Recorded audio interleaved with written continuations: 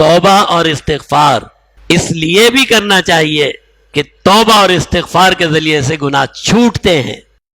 جو انسان توبہ اور استغفار نہیں کرتا وہ گناہوں کو بھی چھوڑ نہیں سکتا، اور جو انسان توبہ اور استغفار میں لگا رہتا ہے ایک دن توبہ کی برکت سے اور استغفار کی برکت سے اللہ رب العزت سارے گناہ اس سے چھڑوا دیتے ہیں، پھر وہ گناہ ہی نہیں کر سکتا. اسی طرح ایک اور حدیث میں سیدنا ابو بکر صدیق رضی اللہ تعالیٰ عنہ فرماتے ہیں، فرمایا وہ بندہ گناہوں پر اصرار کرنے والا نہیں ہے جو اللہ سے توبہ کرتا رہے، اگر 6 دن میں 70 مرتبہ ایک ہی گناہ کرے اور پھر معافی مانگ لے. 70 مرتبہ 24 گھنٹے میں 70 مرتبہ گناہ کرتا ہے، 70 مرتبہ توبہ کرتا ہے. فرمایا اللہ اس کی 70 مرتبہ توبہ قبول فرما لیتے. وہ رب ہے. میں اور آپ پتہ نہیں کس کے یہ موبائل ہے نا آپ حضرات کے پاس، آج کل واٹس ایپ ہے، یہ ہے وہ ہے، پتہ ہی نہیں چلتا.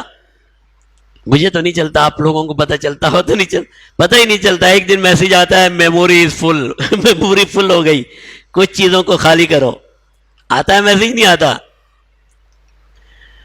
پھر میں دیکھتا ہوں اللہ اکبر 15,000 فوٹو. کتنے فوٹو؟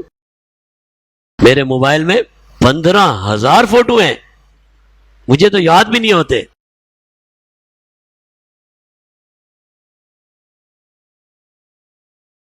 ہمارے زندگی میں گناہ کتنے ہوں گے جس انسان کے 1 یا 2 مہینے کی میموری میں 15,000 فوٹو آ سکتے ہیں.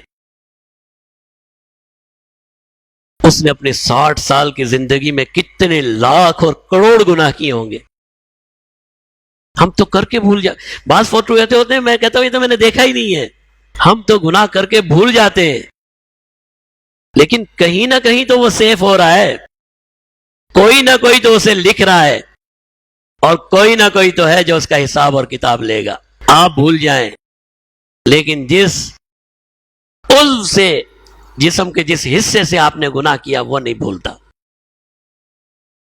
وہ اللہ کی بارگاہ میں جا کر آپ کا ریکارڈ اس طرح سے پیش کر دے گا کہ آپ خود حیران اور پریشان ہو جائیں گے.